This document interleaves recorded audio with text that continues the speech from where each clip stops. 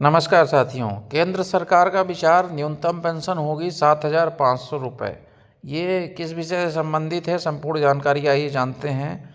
आप सभी को मालूम है कि पेंशन संबंधित जो है दो फार्मूले सरकारी कर्मचारियों के लिए रहते हैं, एक एनपीएस, दूसरा ईपीएफ। ईपीएफ में जहाँ एनपीएस लागू नहीं होता उन जगहों में ईपीएफ लागू होता है। ईपीएफ जो है प्राइवेट सेक्टर में और कुछ जो शासकीय उपक्रम हैं वहाँ भी जो है ईपीएफ द्वारा पेंशन कर्मचारियों को, अधिकारियों को मिलती है। तो वर्तमान में इसकी पेंशन क्या है? प्रदेश में 2 लाख से ज़्यादा पेंशनरों को 1,000 रुपये से भी कम पेंशन प्रतिमाह प्राप्त हो रही है। इस संबंध में बहुत बड़ी खबर सामने आई है।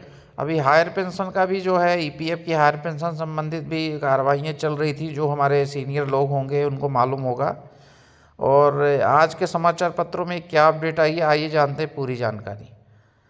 वीडियो से जुड़े रहें अंत तक और सभी से निवेदन है एक बार चैनल को सब्सक्राइब जरूर करें, क्योंकि हम निरंतर जो भी महत्वपूर्ण अपडेट शासकीय कर्मचारियों संबंधित आती है उसकी सूचनाएं आप तक उपलब्ध कराते रहते हैं।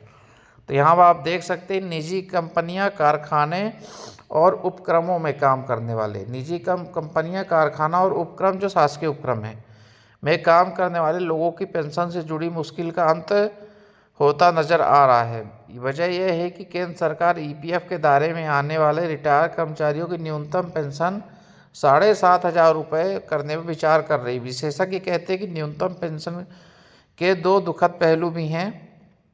पहला यह है कि न्यूनतम पेंशन बढ़ाने की भगत सिंह कोश्यारी कमेटी की सिफारिश 12 साल से लंबित है। 12 साल पहले भगत सिंह कोश्यारी समिति ने न्यूनतम पेंशन बढ़ाने की सिफारिश की थी। दूसरी तरफ मध्य प्रदेश में ईपीएफ के 4 लाख से ज़्यादा पेंशनर हैं वर्तमान में। इनमें से 50% माने यानी 2 लाख लोगों को 1,000 रुपये से भी कम पेंशन मिल रही, मतलब बहुत ही दयनीय स्थिति है। 75,000 रिटायर्ड कर्मचारी ऐसे हैं जिन्हें 2,000 से भी कम पेंशन मिल रही है। ये आंकड़े किसी निजी संस्था संगठन के नहीं बल्कि ईपीएफ के खुद के हैं। ईपीएफ के पिछले वार्षिक लेखा कि ये आंकड़े हैं। ईपीएफ मामलों के जानकार चंद्रशेखर परसाई कहते हैं कि न्यूनतम पेंशन 3,000 रुपये करने का मामला पिछले 12 साल से राज्यसभा में लंबित है। अरे बाप, 2013 में संसद में न्यूनतम पेंशन बढ़ाने की मांग पर तात्कालिक यूपीए सरकार ने तात्कालिक सांसद भगत सिंह कोश्यारी की अध्यक्षता में कमेटी बनाई थी। इस कमेटी ने न्यूनतम पेंशन 3,000 करने की सिफारिश की थी।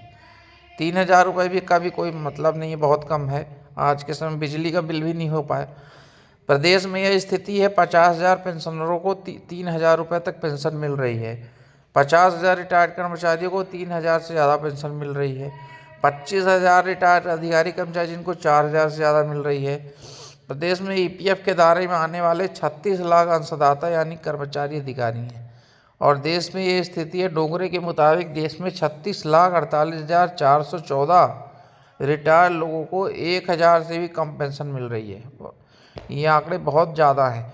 11,73,000 लोगों को 1,000 से 1,500 रुपये के बीच मिल रही है। 8,68,000 लोगों को 2,000 से कम और 13,73,000 लोगों को 2,000 से 2,500 रुपये पेंशन मिल रही है। समस्त आंकड़े जो हमारे आज समाचार पत्रों के माध्यम से जानकारी आई वो मैं शेयर किया हूँ। आने वाले समय में इसमें क्या अपडेट आती है इसकी भी जानकारी आपको यथा समय दी जाएगी। सभी साथियों से अनुरोध है कि एक बार चैनल को सब्सक्राइब जरूर करें, क्योंकि ये समस्त महत्वपूर्ण जानकारियाँ आपको समय समय पर मिलती रहेंगी सब्सक्राइब करने के बाद। धन्यवाद, नमस्कार।